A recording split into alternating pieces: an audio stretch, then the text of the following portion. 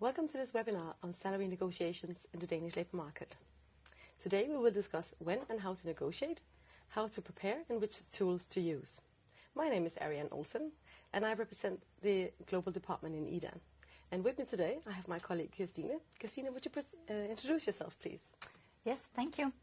My name is Kirstine Skaarup and I'm an attorney at IDA and I teach negotiation techniques to the IDA union representatives, also called union reps.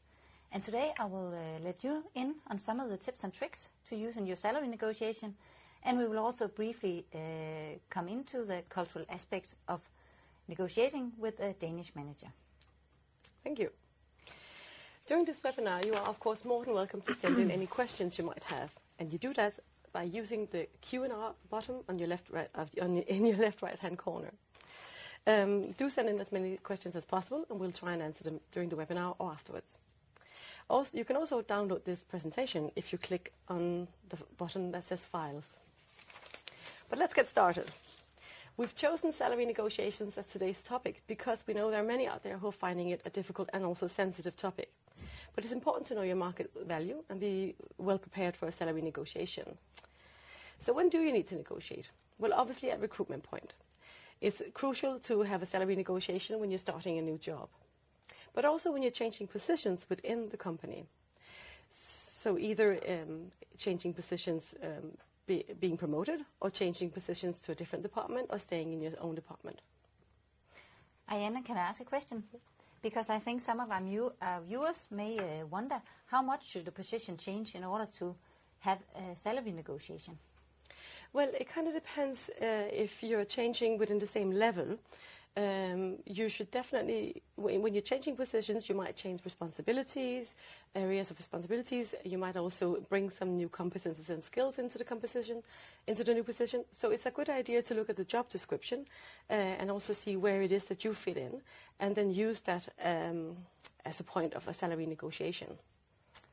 Okay, and could an employee expect the manager to take the initiative to a salary negotiation, or would it be something that the employee would have to ask for? Well, if it's a promotion, most likely the manager or the company would already maybe introduce or give you an uplift to your salary. But if it's a change within the same level of position, so changing within your department or to a different department, then it might have to be you who take the initiative to go and get a salary negotiation. But it's a good opportunity to actually do it, so it's an opportunity that you shouldn't be missed. Okay. Also, you need to renegotiate your salary at the yearly salary reviews that you have every year, that you most likely have every year. Now, there's no guarantee for a salary uplift at those salary review, the yearly reviews, but because it's at the company's discretion. But it's important that you use the opportunity to bring forward everything you've achieved during the year and have the salary discussions there. And we've probably all had that crucial question at a job interview. So what are your salary expectations? And not sure what to answer. And therefore, it is crucial and very important that you know your market value. And Ariane, something we are often asked from our members is there a minimum wage in Denmark? Yeah, no, there are no minimum wages in Denmark. There will be standards, but there's no guarantees. Okay. Well, except in the public sector and also in a few private companies where there is a collective agreement in place. There you would have some fixed figures. And speaking of the public sector, as I understand, there are a few differences in negotiating your salary in the Danish private and public sector. Is that correct, Kirstine? Could you maybe elaborate a little bit on that? Yes, I will, because it's correct. You could say that basically the negotiation techniques are the same in the private and public sector. However, there are two things that you need to be aware of. The first thing is the composition of the salary, and the next thing is that the process of the salary negotiation is quite different in the public sector than from the private sector. Because whereas the salary in the private sector primarily consists of a basic salary and in some cases a bonus agreement, this is not as simple in the public sector. In the public system, the salary consists of a basic salary that is often combined with a supplement or an allowance. The basic salary is a fixed amount and is based on your seniority and the salary levels in the relevant collective agreement. So contrary to this, The supplements come in different sizes. There's no lower or upper amount for such supplement. Actually, it's not even mandatory to receive a supplement on top of your basic salary in the public sector. However, it is our impression that most publicly employed engineers or EDA members do receive a supplement on top of the basic salary.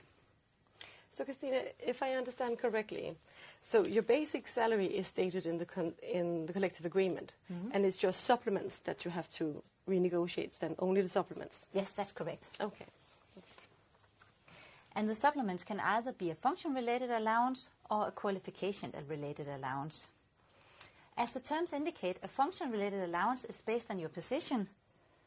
For example, if the position includes project management, budget responsibilities, or other significant areas of responsibility. And on the other hand, as the qualification-related allowances, as the word indicate, is based on your personal and professional qualifications as well as your work experience. Of course, provided that these are relevant to the position in question and that they are considered valuable to the local workplace. And how can you find out approximately how much you can expect in those allowance or supplements? Is it possible to find that out beforehand? Not specifically, but you can find some knowledge about it in the EDA salary statistics. Because in the EDA salary statistics, we have some average amounts for supplements that are given in the public sector based on your graduation year, on the area, on the geographically placement of the job. So you can use the salary statistics for finding the average supplement level as well. Yes. Okay. And what about pension? Would pension also be on top of supplements, or is it only on the basic salary? No, actually, supplement is considered part of the salary as the same as is the basic salary, and that means that both are permanent until anything else is negotiated, and it also means that the pension is put on top of both the basic salary and the supplement. Okay. And last but not least, you should know that some positions in the public sector will provide an additional fixed supplement payment, and I would recommend that you ask your union reps for further information on any additional supplements regarding the position in question. Christine, you mentioned that the process of negotiation is different in the public sector. And I have heard that you don't negotiate your own salary, that you actually don't negotiate the supplement to your own salary. Is that correct? Yes, Ian, it's actually correct, and it surprises a lot of our members, is our impression. Because the process is quite different. Whereas you typically negotiate your own salary in the private sector, this is not the case in the public sector.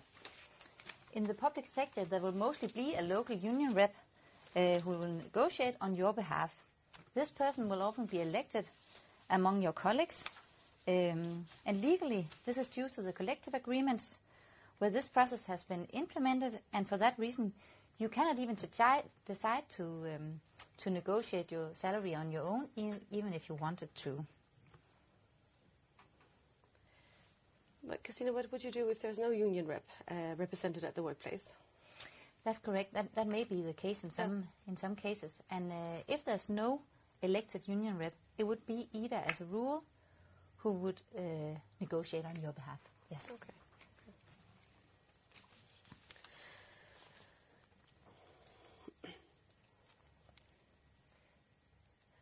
So if you were offered a job in the private or public sector, you actually need to find out your market value, of course. And to go about that, negotiating in the private sector is very different. Negotiating is very individually, and therefore everything comes down to good preparation. Yes. But that I just wanted to add something about the public sector, because in the public sector you would have this preparation together with your union rep. Okay. Yes, and that has an upside, because it means that he or she will know the local situation, they will know the supplement levels, they will also know and have some experience about which arguments are relevant in order to have an impact on the local management. Okay, it's good to have that kind of partner to support you in that. Yeah, exactly. So it's actually a good thing for many people. Yeah. But that's very different in the private sector, because in the private sector it's individual negotiation always, and therefore you have to really be prepared for it. And to do that, you also have to obviously first to establish your market value. And to do that, you can definitely use the EDA tools.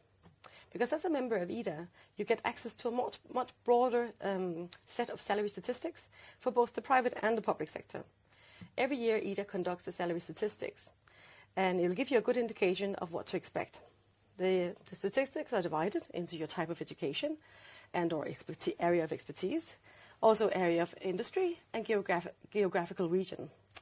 To get perhaps a more individual indicator, you can also use the salary calculator.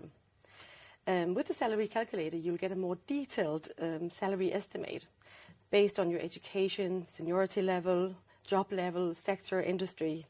This tool is very good to use when you're changing position or industry, because by entering your various criteria, such as level of responsibility or complexity of the position, it'll give you an indication of the median salary. It also will give you a salary range from about 25% to 90%. So it would all depend on your previous experience and the level of the complexity of the position of the job that you're going for. And that will give you a better idea of where to put yourself in that range. So should you be at the 25% if you have maybe you're not bringing so much experience with you, or are you bringing a lot of experience with you, so high level of seniority? Should you maybe go above the median and go up to 90%? So the salary calculator is a very good tool for you to use in that aspect. Okay, can I ask you something, Ariane? Because the question that we sometimes meet from our members is that, can you bring the salary statistics to the negotiation meeting? Would that be common? Or can you maybe print out the salary calculator? You can definitely print them out as well and bring them with you. You can always refer to the EDA salary statistics. All unions have salary statistics as well, and it's very common in Denmark to refer to these. So when you're negotiating or presenting your salary expectations, then use the EDA salary statistics, absolutely. But you do have to remember, though, that these are tools, there are guidelines, and salary offers can very much vary from size of company to region as well. But as we say, preparation is everything. In the salary statistics, you would also see the salary statistics that EDA do. They also show the general uplift, the percentage uplift that are out there in the general, in the public sector and in the private sector. So you can use that very much when you're having your yearly salary review. But apart from starting a new job, most employees negotiate their salary at the salary review, where you definitely can use the EDA salary statistics, as I mentioned. Use them for inspiration as well. But what else could you do to prepare for this yearly salary negotiation, Christine? Would you have any ideas or tips and tricks for that for us? Yes, I do. The preparation is about 3 things. First is the content, the negotiation target, the second the relation, and the third being the process. So when preparing the content, you want to set the negotiation target for yourself. And as Ariana said, the negotiation target is among other things based on the general percentage uplift in the relevant sector. However, it's also based on the company situation and your performance since your last salary negotiation. So to sum it up, you need to ask yourself some of the following questions in order to find the relevant argument for a raise. First, you need to look at your company. What is the financial situation of this company? And do you know if they are hiring or letting people go? Sometimes it can be easier just not to look at the company overall, but to look at your department, because you may be familiar with the department's targets and whether or not they have been achieved. And that brings me to the last thing you should consider, which is, how did you contribute to the achievements of your department? What have your success stories been? And have you had any new areas of responsibility added to your position since your last salary negotiation? So based on the general uplift, the status of a company, and your own achievements, you can begin to set your negotiation target. When doing so, you need to aim high but be realistic. You want to have space for negotiation, but at the same time you don't want to scare off your negotiation party. And also a good way to broaden your chances of success is to look into alternatives to pay. And if you don't mind me asking, what kind of alternatives to pay would there be to negotiate? What kind of alternatives would be good to negotiate besides pay? That's a very good question. And we have some of them on the slide up there, but actually it's a very personal question because it depends on your personal preference and your personal situation, what's valuable to you. For some, it would be valuable to be able to work from home. Some it wouldn't.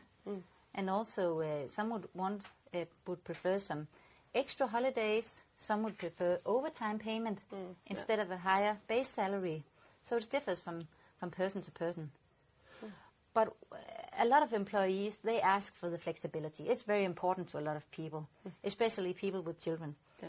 And when asking for flexibility, it's always our, how could you say, it's important to be very specific, because an employer might be a little scared off about the flexibility. What's that about? And therefore you need to be very concrete. Is it about you wanting to leave work early 2 days a week so you can pick up your child early and then maybe work at night instead? Yeah. Or what is flexibility to you? But in many companies, they would have internal policies on these kind of things. So do you think that companies, is it your feeling that the companies are likely to differ from those policies on a case-to-case basis? It's a very good question, and it's something that we're asked a lot, actually. And you have a point, because of course it's maybe easier to convince your manager to give you something, because if it doesn't mean they have to change company policy. But that doesn't mean it's impossible. But it may be easier for him to go back and ask the management to change company policy for you if it's a smaller company than you would experience in a bigger company. Also, as other things in a salary negotiation, it may be easier to negotiate some good terms if you're a key employee. That means if you're part of the management or you're a specialist on a high level. So don't be scared off by the company policy, because as the saying goes, you won't know if you don't try. True. Yeah, it's very good. So now you have set a negotiation target for yourself.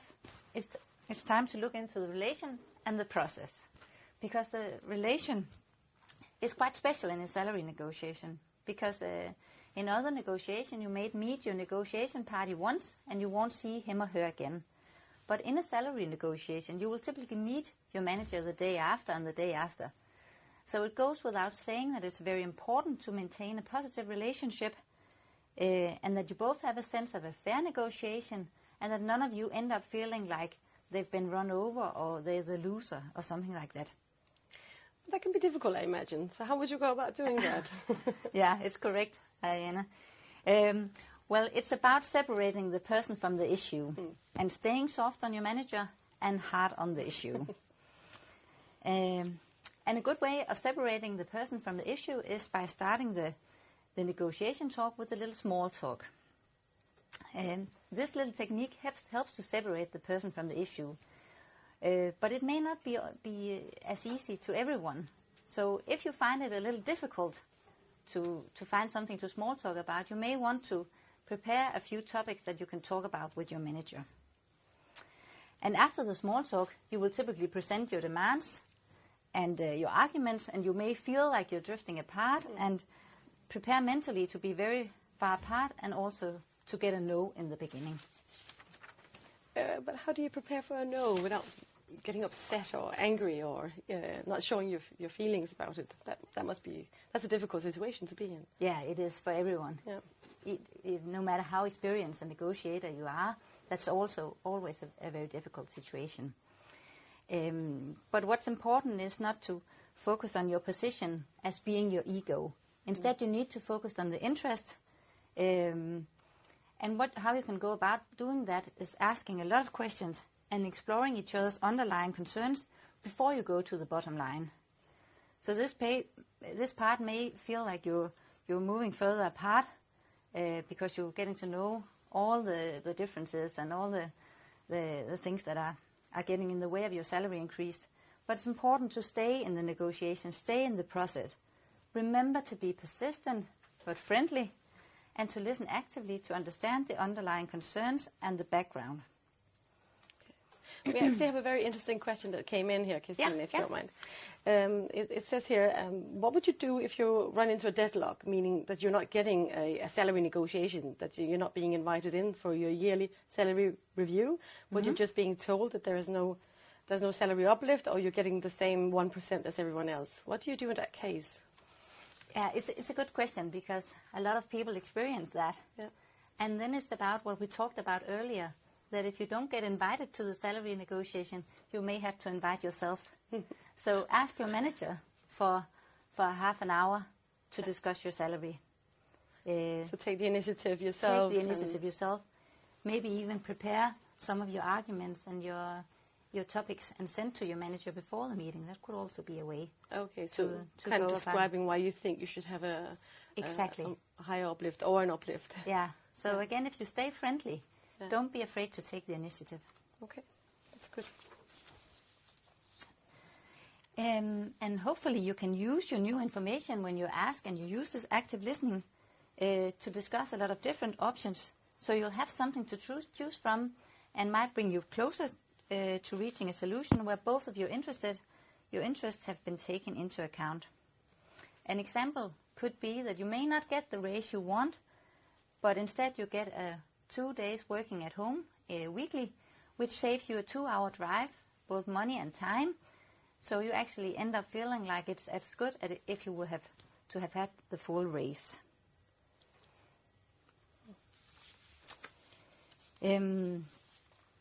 But sometimes you may not feel like a negotiation is going well, or you may need time to consider the options laid out during your negotiation. You may not be ready to commit because you need to think it over. Therefore it's important to remember that you can ask for a break from the meeting, or maybe even ask for a new meeting a few days later. Your manager may also ask for another meeting, because he or she might need time to discuss the options discussed with his management. So don't be afraid to take a break. And when finishing the meeting, is of course important to end up in a good tone as you started the meeting. So again, bring up the small talk and be sure you end the negotiation on a friendly basis.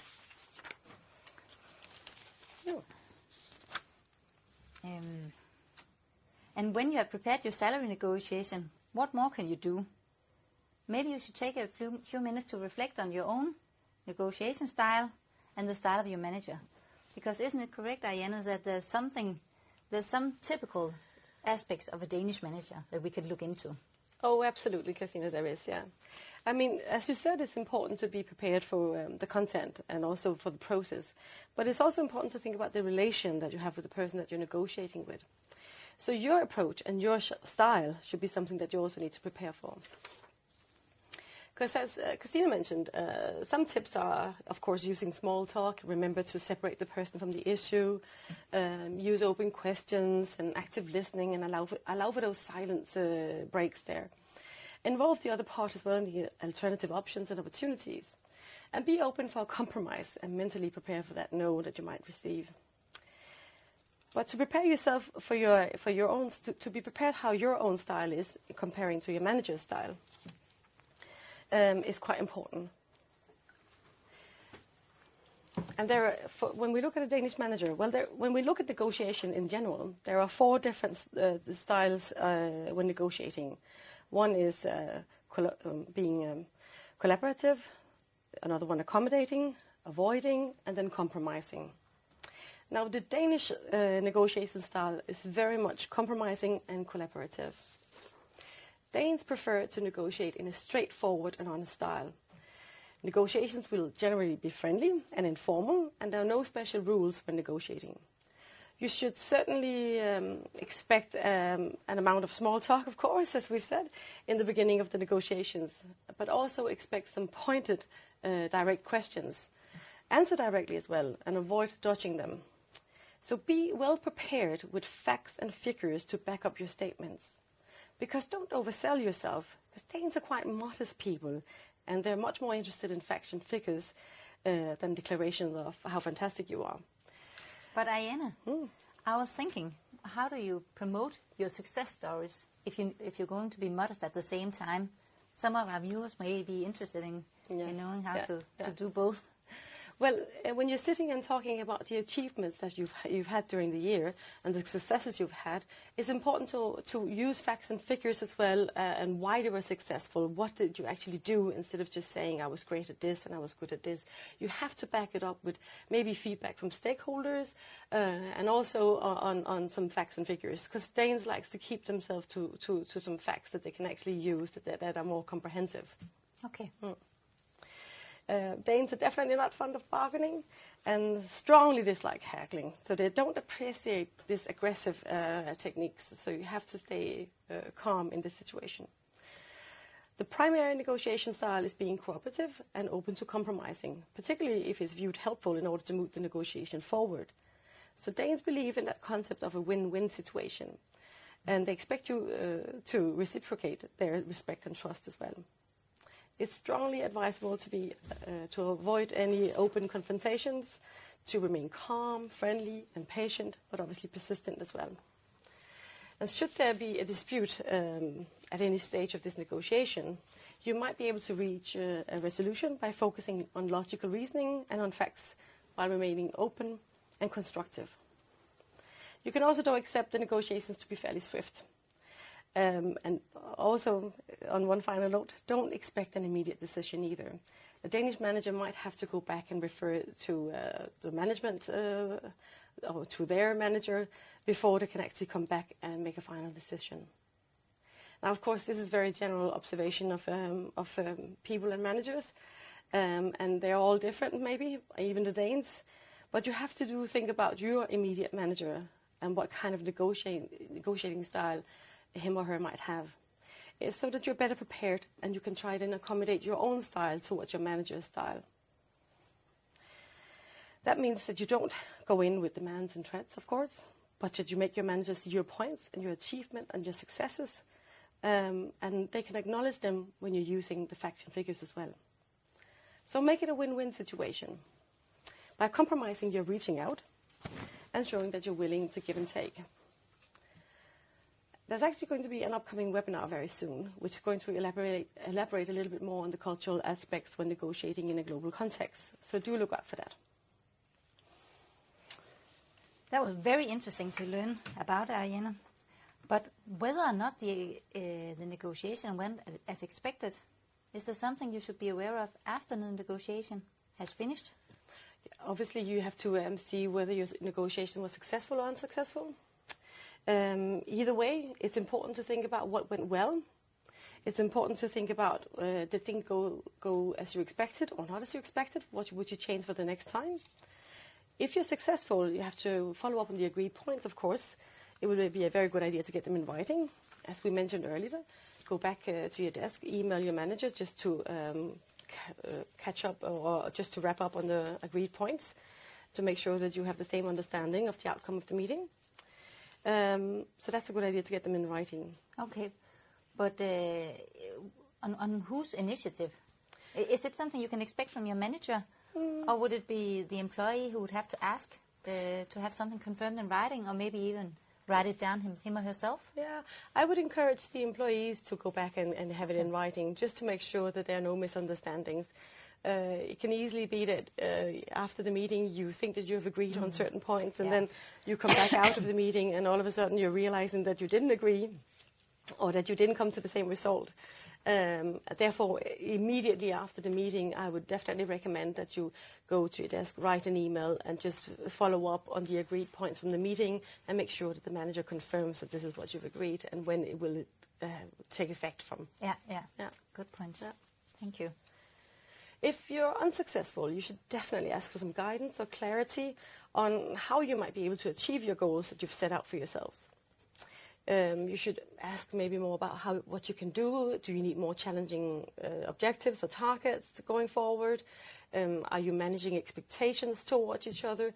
So think about your goals now, or your objectives and targets now, and see whether or not these needs to be relooked at in order to achieve the goals that you have set for yourself in terms of salary. So maybe be better prepared as well for the next time. Have the facts and figures to be backed up with. Also use feedback from stakeholders. It's a good idea as well. And you can even start maybe using a logbook to record all your achievements and successes throughout the year. That's normally a very good idea so that you don't forget them. When the salary review comes up only once a year, it can be difficult to remember what happened earlier. So it's a good idea to keep a log on these. Good point. But as Christine mentioned, it's obviously important to finish the negotiations in a diplomatic and proper tone. Remember that the terms for the next negotiation already starts as soon as you leave the table. So be prepared for this next negotiation. But before finishing off, let's see if we can have some of the take some of the questions that's come in as well.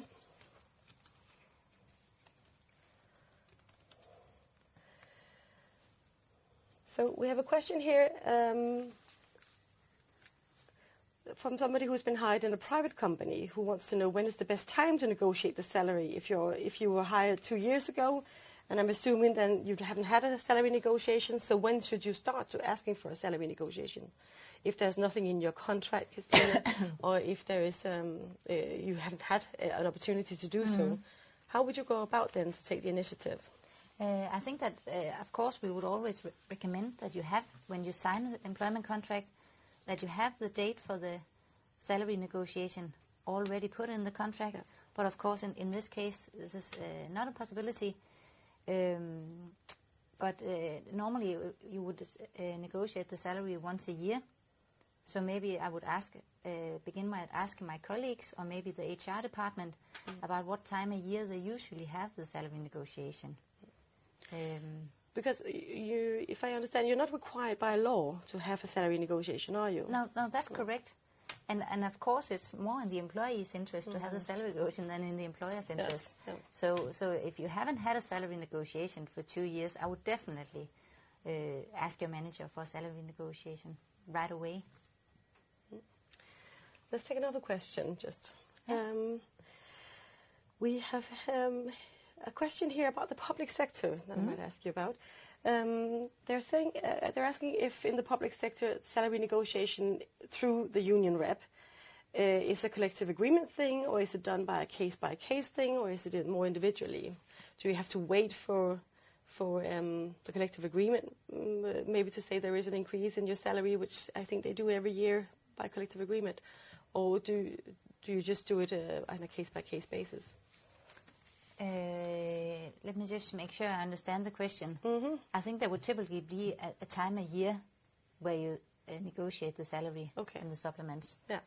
So I think I would recommend that you would ask your union rep because he or she should know what's the typical date for this salary negotiation, because it's not a fixed date, but it's not on a case-by-case basis either. So ask your local union rep. That would be my recommendation. Okay. Do we have time for another? Yeah, I think we have time for another one. So we have a question here from...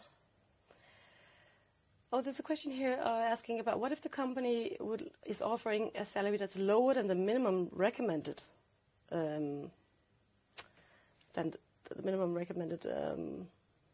which by the statistics of IDA. So what would you do in that case? Yeah. Do you want to? Yeah, I can maybe answer that one. Yeah. Well, as I said earlier, IDA's salary statistics are obviously guidelines. There are no guarantees because there is no minimum wages in Denmark. And if you're employed in a private company with no collective agreement in place, then you could use the IDA statistics as a guideline and as maybe trying to convince your employer that this is what you should be aiming for. But in Denmark, it is up to you to try and renegotiate it up to those salary statistics that IDA are providing. So there's no guarantee. So in all,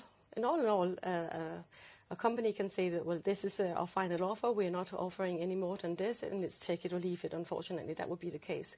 So it's up to you whether to see if it's doable to live with that salary that you're being offered. Would you say is that? Yeah, correct. I agree. Let's see if we have time for one more.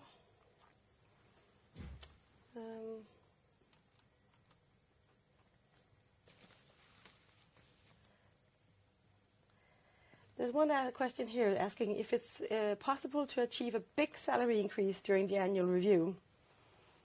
usually they find many excuses. They say like they can't do a big increase or it's company policy. So how would you go about? Maybe you've started on a lower salary. I don't know, but they're asking about is it possible? How big a salary increase can you expect for the salary reviews? Yeah. Yeah. As you just mentioned earlier, you can look on the general uplift percentage, which is stated in the EDA salary statistics. You can find it on EDA's webpage. That lies around 3-4% per year. Yeah. So that would be a point to look at, firstly. But of course, we see the biggest salary increases when you change from one job to another. It doesn't mean that you can't get a big salary increase in a job, but often it is when you shift job that you will experience the big salary increases. Or as Ayana described earlier, when you have a change of position in the company, that may also be a good occasion to ask for what you might call a big salary increase. Yeah, there's a few questions asking about how much of an increase could you ask for, and I think, like you said as well, in the EDA salary statistics as well, you would see what the yearly increase have been. So both in the public sector and in the private sector. So that can there's a difference there, because in the public sector there might be other benefits that aren't provided in the private sector. So therefore, we normally see that the salaries are a little bit lower in the public sector. Yes. Is that right? Yeah, I agree. Yeah. So, and what other benefits would you say the public sector would have in terms of alternatives to salary? Yeah, it would typically be something as paid maternity or paternity leave, parental leave. Oh, yeah. It could be some extra holidays, besides the 25 holidays that you're entitled to by the Holiday Act. You could maybe have some extra holidays and paid leave on the 24th and 31st of December, for example. So there are things like that, and that you don't even have to negotiate about, because you receive it already as part of your employment contract. Yes. Yeah. We have an interesting question here about getting paid during your holidays. And that's actually something that we sometimes also advise our members of, because often when you are a newcomer to Denmark or newly graduated, you haven't actually accumulated holiday pay yet, because the Danish holiday system is very different from holiday systems around the world. So therefore, that is a good opportunity when you're starting a new job, either as a newly graduate or as a newcomer to Denmark, to try and negotiate some paid leave for the first holiday year. We would definitely advise you on that. The holiday year in Denmark runs from the 1st of May till the 30th of April the following year, but you have to accumulate the holiday pay in the calendar year before the holiday year starts. So that means that even though you would have 5 weeks of holiday, you're entitled to the 5 weeks off, but it would be deducted from your pay when you take it during the first holiday year. So that opens up an opportunity that if the salary is a little bit low to start off on, it's a good opportunity for you to maybe try and negotiate some paid leave for the first year. I would definitely recommend that. What would you say, Christina? Would that be relevant? Yeah, definitely. And other things as well to negotiate could be education as well. Some companies have policies on that as well. Though, that you have to maybe stay with the company for a certain time in order to have the full education or courses paid for. Yeah. Okay. Let me see if there's any other questions here. We have...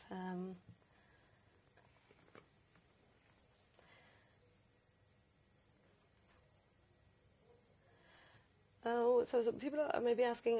Some people are asking about the general uplift according to the EDA statistics. It's when you log on to the EDA webpage, you have to log on to My EDA, and that will give you access to the salary. You will see immediately access to the salary statistics, and in there you would find the general uplift for both the public sector and the private sector. Yes. And also there you can log into the salary calculator that I talked about a little bit earlier, which is going to give you a good indication of where you should maybe sit in the range compared to the industry that you're working in, the position you're working in, and the experience that you bring as well, so the level of seniority as well. So do log on to My EDA, and then you can see the salary statistics are available there for you, for all members. Okay, I think we're going to finish off. Yeah, I think it's time. Yeah. But we hope very much that you've enjoyed this webinar and found it useful to have some tips and tricks for your upcoming salary negotiation.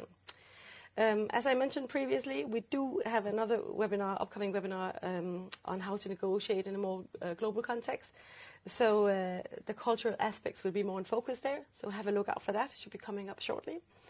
But also remember to get in touch with Ida if you have any questions that are maybe more personal or maybe particular to your situation, so that we can give you more individual advice on these.